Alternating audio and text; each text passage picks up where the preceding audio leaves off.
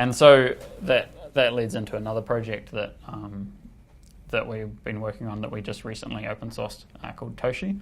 So Toshi is more of a lower level API into the Bitcoin space.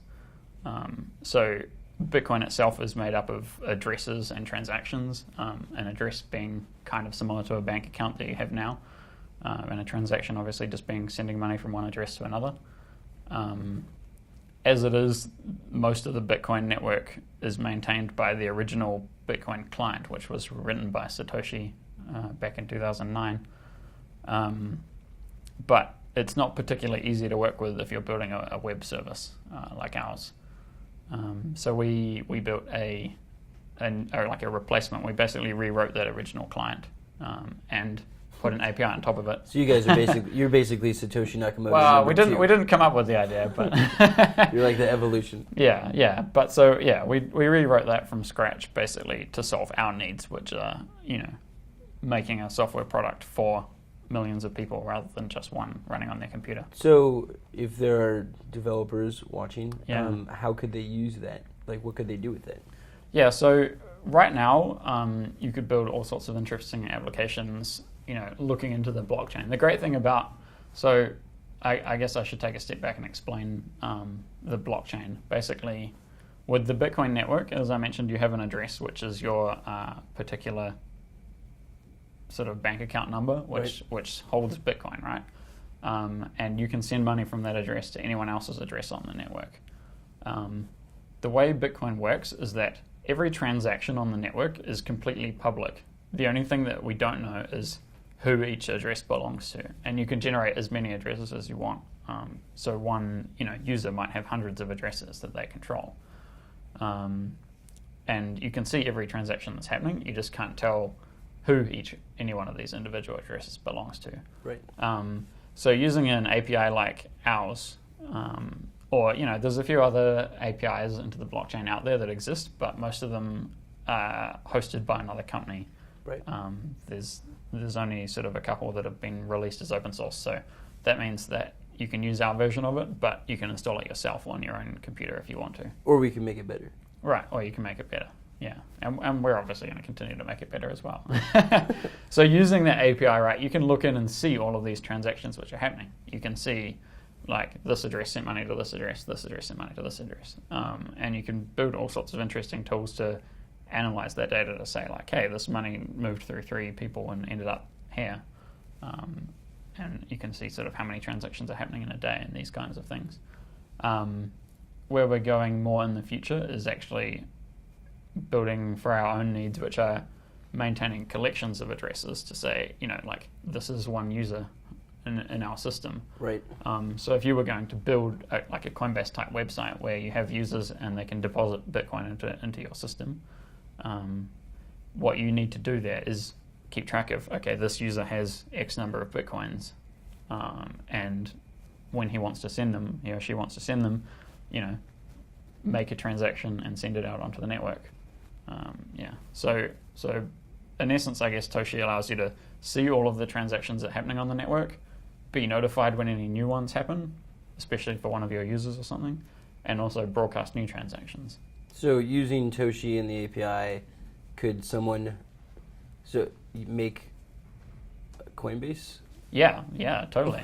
I mean, there's much more than sort of our low-level Bitcoin infrastructure that makes Coinbase, right? I mean, we have a great business development team. We have, great recruiters. We have the team of great engineers. So there's much more to Coinbase than just this. And I think we want to encourage innovation. Like, we would love more people entering this space, because right now, Bitcoin itself is probably reaching 0.1% of its potential, right, globally, and it's not just all there for us to win, right? Like, there's tons of room for other companies to come in this space and build all sorts of interesting things. Yeah, I mean, I think that's what one of the most exciting things about Bitcoin is that most of the things that could be made, people haven't even thought of them yet. Right, totally. We just need more, like, anyone that understands Bitcoin, like, anyone that's watching this that loves Bitcoin, like, we just need to go out and tell everybody that we need more people making Bitcoin things, because there's a ton of opportunity there. Yeah, I mean, Bitcoin itself as a platform is just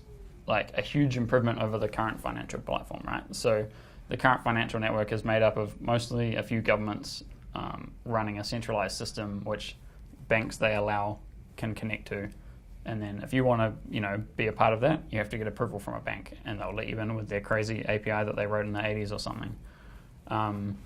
In Bitcoin, we've replaced that whole sort of fundamental infrastructure with, here's a decentralized system that's written for 2014, right? It's online, it's the internet, it's 24 hours a day, everything's instant. What hasn't been created yet is the layers on top of that. So there's all sorts of potential, I guess, in starting companies now which use this Bitcoin platform, which is inherently a massive improvement over the current one, but build all of these great things that we're used to in day-to-day life, like ATMs, like credit cards, like loans, and even point of sale, right? I mean, you go and spend money these days, and you sign you swipe your credit card, and then you sign, and maybe the person behind the till has like a little credit card reader, and they stole your credit card ID, and next thing you've got to deal with the bank and all this stuff. Bitcoin provides a much better foundation for that whole platform, right. But the companies on top of it that are doing all these things don't exist yet. So there's a huge amount of potential there for basically anyone that's interested in starting a company to jump in and take any one of these particular sort of niches and get into them. What innovations are you most excited about seeing?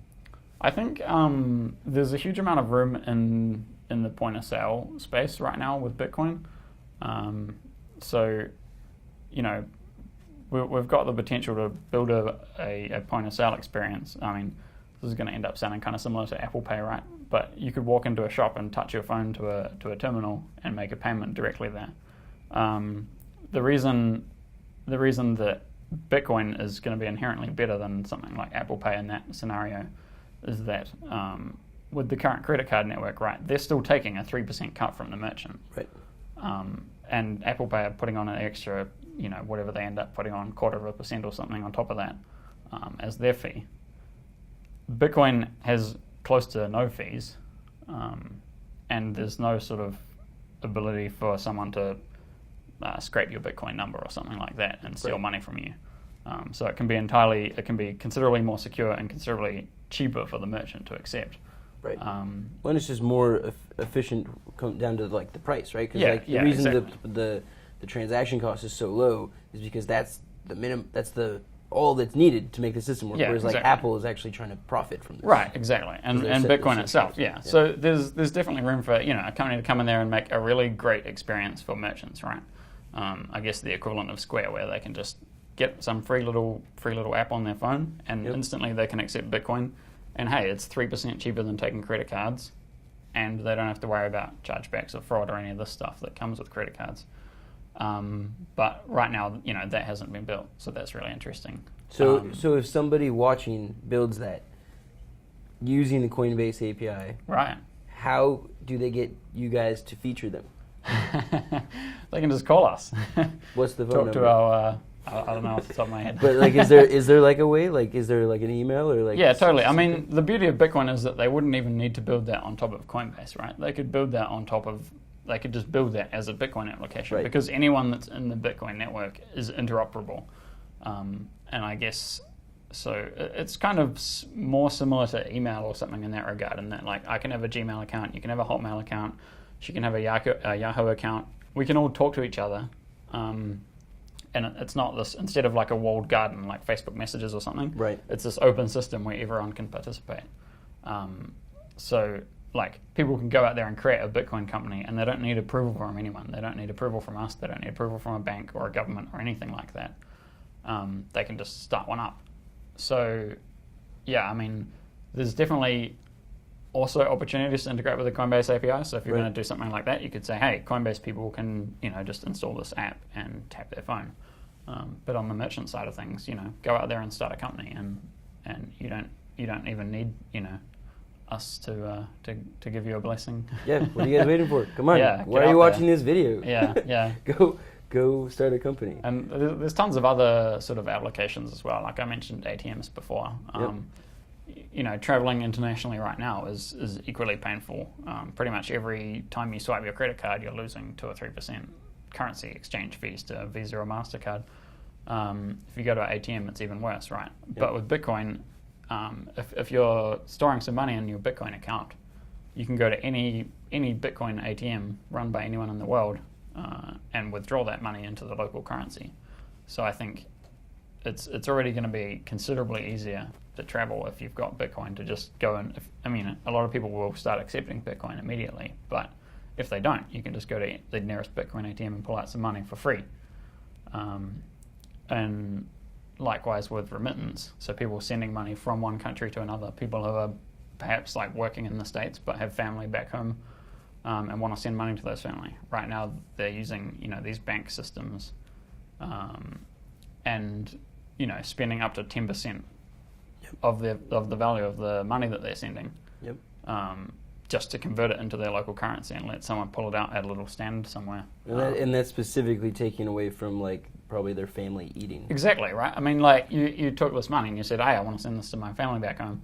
And the bank said, well, thank you. Sorry, that's an international transaction. I don't know why you thought that they should get the whole amount. That's ridiculous. We're a bank. We're going to take it. Yeah. So. Do you know how far away the other side of the world is? Yeah, exactly.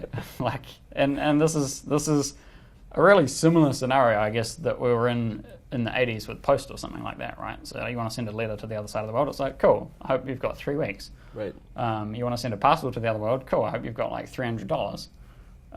Whereas nowadays, maybe it's not so much for parcels, but for email at least and letters, you just send them an email and it's free and it's instant and they get it. That'd be crazy if that's not how email worked. If banks ran email, email would be so expensive suddenly. It'd be oh, you're emailing this person in China? Yeah, well, it's fine if you're going to email the same country, but you want to email China? No, local emails. If you're going to email within your own city, we won't charge you that much. Yeah, but realistically, that's what the banks are like now, right? It's like you want to send some money to your friend who uses the same bank as you.